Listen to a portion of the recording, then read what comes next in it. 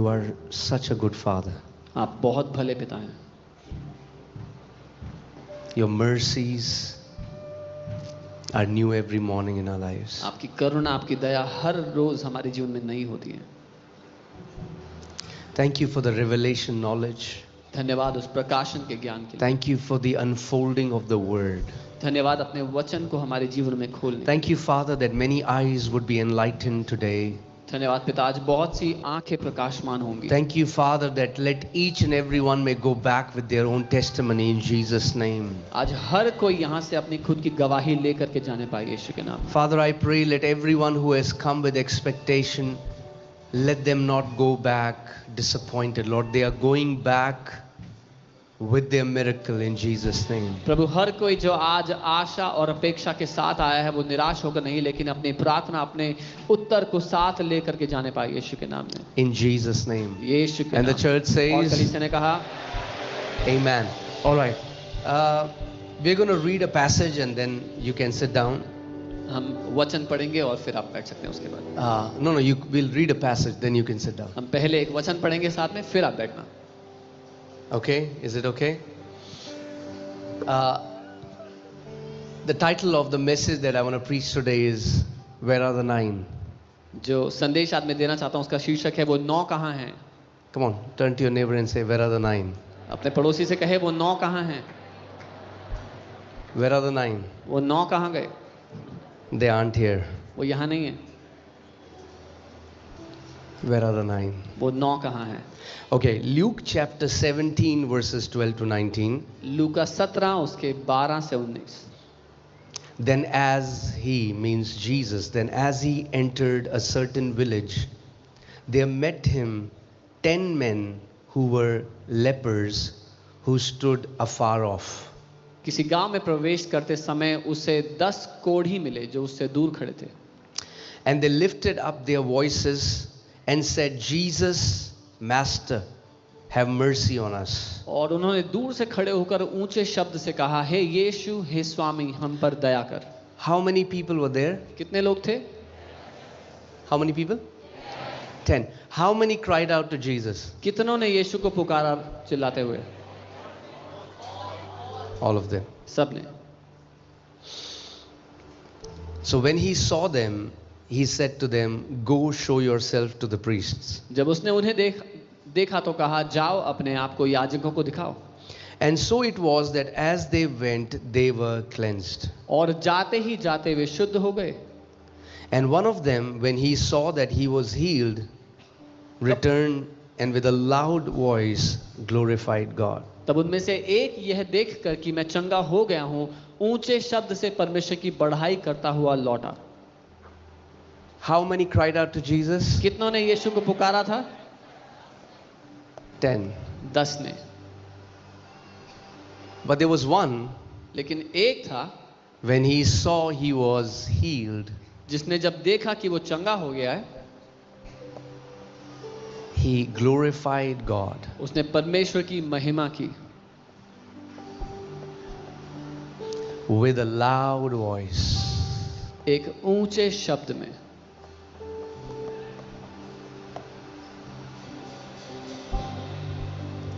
How many came to Jesus? कितने आए थे यीशु के पास. 10. 10. But one of them, when he saw that he was healed, returned. लेकिन उनमें से एक ने जब देखा कि वो चंगा हो गया तो वो वापस लौटा. जब एक ने देखा कि वो चंगा हो गया तो उसने क्या किया. वो वापस आया. When the one saw that he was healed, he came back. English says return, Hindi में वो नहीं लिखा है. वो वापस आया और ऊंचे शब्द से परमेश्वर की बड़ाई करता हुआ लौटा. हाँ, लौटा. He came back. He came back and he glorified God with a loud voice. And he was a Samaritan. और वो एक सामरी था. यानी वो यहूदी नहीं था, वो अन्य जाति था. So he was not a Jew, he was a Gentile. And it's sad और ये दुख की that बात that's the reality in the church today. है कि चर्च की हकीकत यही है आज. आपको ईसाई नहीं मिलेंगे वापस आके परमेश्वर की बड़ाई करते हुए, पर दूसरे जो लोग हैं फेथ के, जब यीशु उनके जीवन में काम करता है, आपको दिखेगा वो दूसरे राज्यों से आके गवाही देंगे. You will not see Christians come to testify, but people from other faiths, when Jesus heals them, they will come from different states to come and glorify His name. क्योंकि कई ईसाई बहुत used to हो गए हैं जो परमेश्वर करता है. Because many Christians have become used to of what God does. That awe, that reverence, that honor is missing. वो आदर, वो उसकी प्रतिष्ठा, वो गायब है. जब दुख में तो सब चिल्लाते हैं, When in trouble, all cry out. मगर जब परमेश्वर का काम उनके जीवन में हुआ, When the work of God takes place in their तो life, 10 में से केवल एक वापस आया धन्यवाद देने only के लिए. 1 out of 10 came back to It's testify. sad, but we live in a thankless generation. ये दुख की बात है, लेकिन हम धन्यवादहीन पीढ़ी में जी रहे हैं. That's a reality. ये हकीकत है. 10 में से एक वापस आया. That means 10%. And the testimonies that you see today, they are 10% people testifying of what God has done. 90% do not testify, do not give God glory. 10 में एक वापस आया. 10% लोग गवाही देने आए. आज भी आप वही देखते हैं, 10% लोग ही गवाही देने आते हैं. 90% परमेश्वर की महिमा नहीं करते. Because for many, they think, what's the big deal about testifying? God knows it, God has done it. I'll say thank you in my bedroom to Him. क्योंकि बहुत से लोग सोचते हैं परमेश्वर को धन्यवाद क्या कहना, उसको तो पता है उसने मुझे चंगा किया है, बेडरूम में धन्यवाद दे दूंगा. Because they don't understand the principle of testimony. क्योंकि वो गवाही के सिद्धांत को नहीं समझते. And that's my heart today, that next 2026 year, let us build a culture of testimony in this house. और ये मेरा हृदय है कि 2026 में इस घर में हम गवाही की कल्चर को बनाएं. That every member in this church, in all the branches, will be like this one man who will return to glorify God with a loud voice of what Jesus has done for me and my family. कि इस कलीसिया का हर एक सदस्य, हर एक branch का सदस्य चिल्लाते हुए अपने परमेश्वर की महिमा करने के लिए आए कि उसने मेरी जिंदगी में क्या किया है. चाहे छोटी है, चाहे बड़ी है, Whether it's a small testimony or a big testimony. वो एक अपॉर्चुनिटी है, एक मौका है कि आप अपने परमेश्वर को महिमा दे सकते हैं. It is an opportunity for you to glorify your God.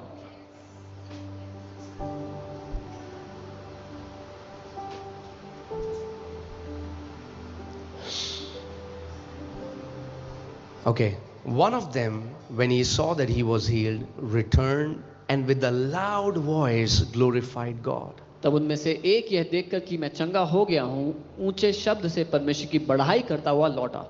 Can I tell you, people who are full of themselves can never come before people and testify क्या मैं आपको because they are बताऊं, thinking about themselves. जो लोग अपने बारे में बहुत सोचते हैं, अपने आप को बहुत अहमियत देते हैं, वो कभी भी लोगों के सामने आकर के गवाही नहीं दे सकते, क्योंकि वो अपने बारे में सोचने में Oh, व्यस्त हैं. I feel shy. और मुझे तो शर्म आती है.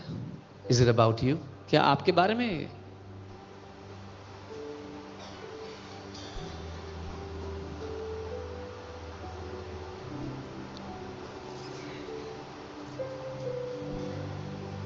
And hear this. और सुनिए, Every time her bar when God has done something in your life and you have not testified, you have robbed God of the glory that belongs to Him. हर बार जब परमेश्वर ने आपकी जिंदगी में कुछ किया और आपने उसकी गवाही नहीं दी, तो आपने परमेश्वर की महिमा करने का मौका चुराया है, परमेश्वर की महिमा को चोरी किया उस समय.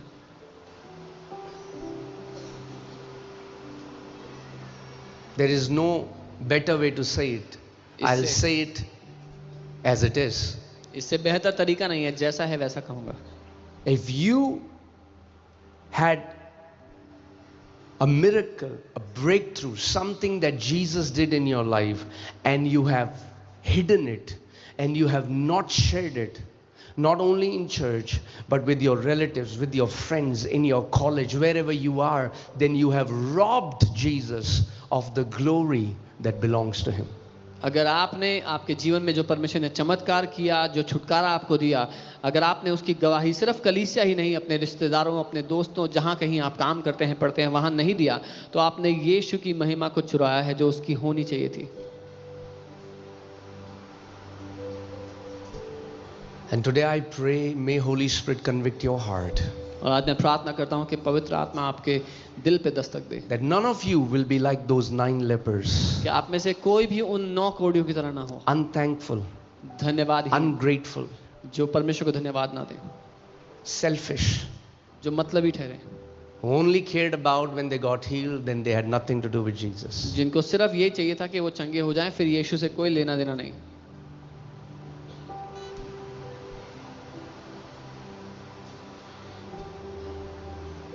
Look what Jesus said.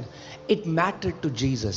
देखो यीशु ने क्या कहा, क्योंकि यीशु को इस बात से फर्क पड़ता है. Tell your neighbor, it matters to Jesus. अपने पड़ोसी को कहो यीशु को फर्क पड़ता है. It matters to Jesus. यीशु को फर्क पड़ता When है. He heals you and you don't come back to testify, it matters to Him. That's why He said something here. जब वो आपको चंगा करता है और आप वापस आके गवाही नहीं देते हो, तो उसको फर्क पड़ता है, इसीलिए उसने यहाँ पर कुछ ऐसा कहा. Look at what Jesus said. देखो यीशु ने क्या कहा. This guy came with a loud voice, glorified God, fell down on his face at His feet, giving Him thanks. ये व्यक्ति ऊंचे शब्द में उसको धन्यवाद देता हुआ आया, यीशु के पांव पर मुंह के बल गिरकर उसका धन्यवाद करने लगा.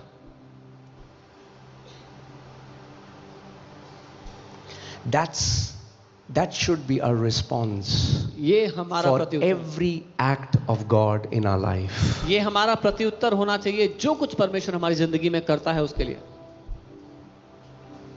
He was not acting it, He was not faking it.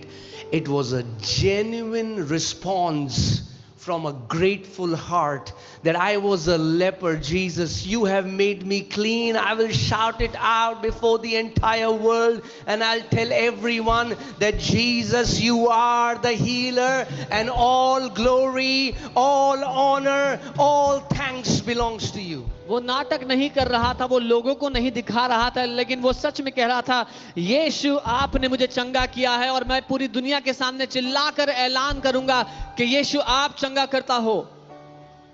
And he was a Samaritan. और वो एक सामरी था. Why do you think Holy Spirit kept this information? आपको- What does his nationality has to do something with it? आपको क्या लगता Because है? many times God's people take His acts for granted. पवित्र आत्मा ने क्यों यहाँ पर ये लिखवाया कि वो सामरी था, वो किस देश का है, इससे क्या फर्क पड़ता है? क्योंकि कई बार परमेश्वर के लोग परमेश्वर के कामों को तुच्छ समझते हैं. आप सुनते हो गवाही, वो इतने तांत्रिकों के पास गए, उनको वैल्यू पता है जब परमेश्वर का. कई ईसाई है जो चर्च में ही पैदा हुए, चर्च में ही बड़े हो गए. When an act of God is done in their life, they are unthankful, ungrateful, because they take it for granted. You heard the testimony that that woman went to many witch doctors.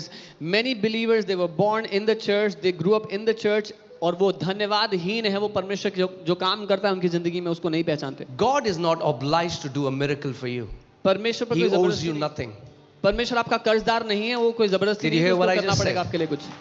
God is not obliged to do anything for you. He owes you nothing. परमेश्वर आपका कर्जदार नहीं है, उस पर कोई जबरदस्ती नहीं कि आपके लिए उसको कुछ करना पड़ेगा. But when He does something for you, the least you can do is testify with a grateful heart what He has done for you. लेकिन जब वो आपके लिए कुछ करता है, जो सबसे छोड़ा आप कर सकते हैं वो ये है कि धन्यवादिता के भरे दिल से उसको आप गवाही दें.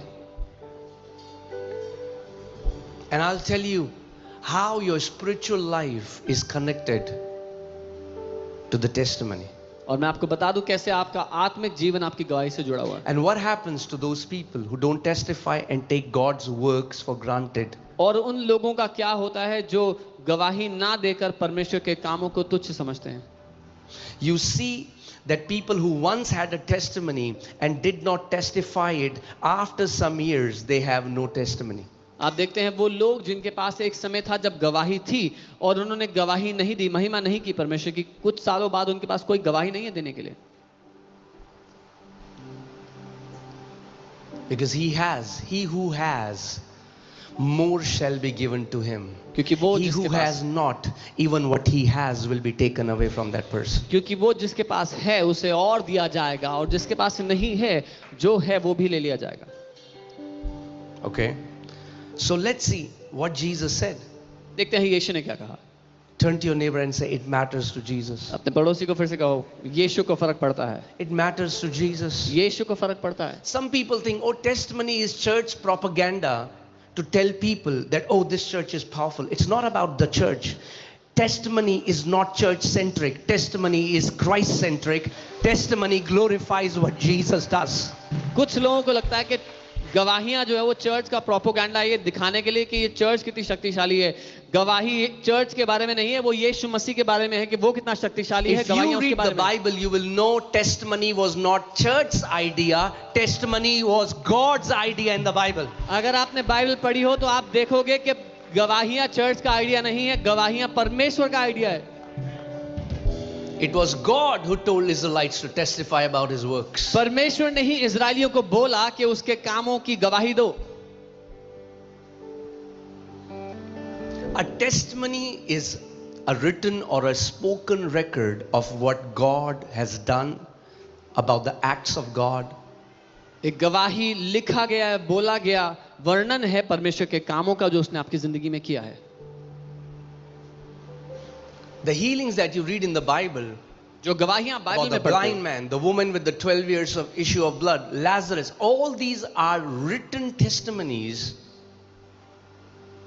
and Holy Spirit inspired men to write them because testimony matters to God. वो अंधे व्यक्ति की गवाही, 12 वर्ष से लहू बहने वाली महिला की गवाही, लाजरस की गवाही, ये सारी गवाहियां परमेश्वर ने अपने वचन में लिखवाई हैं उसके लोगों के द्वारा, क्योंकि परमेश्वर के लिए वो मायने रखती हैं. If a person hides a testimony that God has done in their life and they say, I'm shy, it's a sign of pride. You have given too much importance to yourself. अगर एक व्यक्ति एक गवाही को छुपाता है जो परमेश्वर ने उनकी जिंदगी में की है और कहते हैं मुझे शर्म आती है, तो ये चिन्ह है घमंड का, क्योंकि आप अपने आप को बहुत ज्यादा महत्व देते हो. Or if it doesn't bother, you're like, that's okay. या अगर आप कहते हो मुझे फर्क नहीं पड़ता परमेश्वर ने It's a क्या sign किया, of an unthankful heart. तो वो धन्यवादहीन हृदय का चिन्ह है. Let's see what Jesus said. देखते हैं यीशु ने क्या And he was a Samaritan. और So वो- Jesus answered and said, were there not... See, this man is worshipping Jesus. ये आदमी यीशु की आराधना कर रहा है. What is Jesus' response? यीशु का क्या उत्तर है? Where are the remaining 9? बाकी के 9 कहां गए?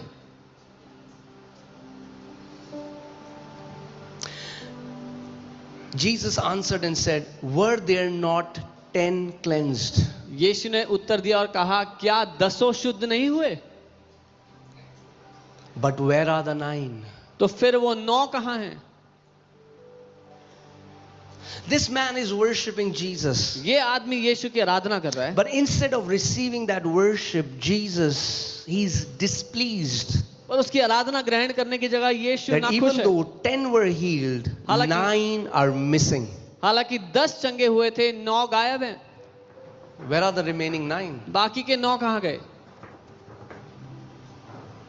Where are the remaining 9? बाकी के 9 कहां हैं? And this is what, see, I have been telling you from past some weeks, with all you're getting, get understanding. मैं कई हफ्तों से बता रहा हूं, अगर कुछ पाना है तो समझ को पालो. Because many believers lack understanding. That's why they don't know how to invoke the hand of God in their life for breakthrough after breakthrough. There is some principles that you can engage with to live a lifestyle of exploits and breakthroughs. क्योंकि कई विश्वासी ये समझ नहीं रखते कि कैसे परमेश्वर की हाथ के सामर्थ्य को अपने जीवन में खोलना है ताकि वो एक जय से भरी जिंदगी जी पाए. Where are the 9? वो 9 कहां हैं? Were there not any found who returned to give glory to God except this foreigner? क्या इस परदेसी को छोड़ कोई और ना निकला जो परमेश्वर की बढ़ाई करता?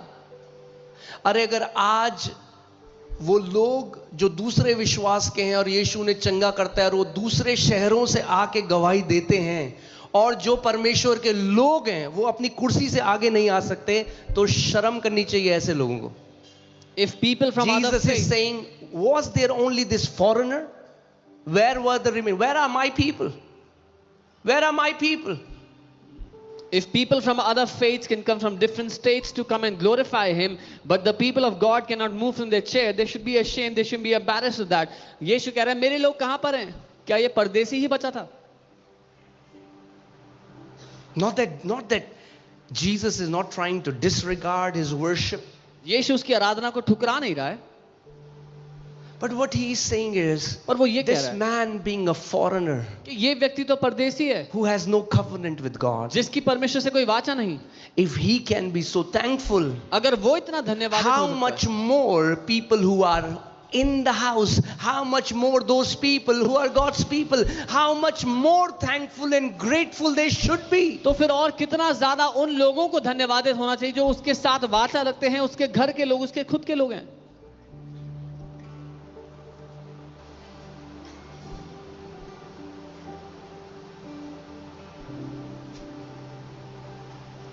And understand my heart, I'm not saying this to condemn you. मैं दोष लगाने के लिए नहीं बोल रहा हूं, मेरे दिल समझे. I'm just saying there are people who would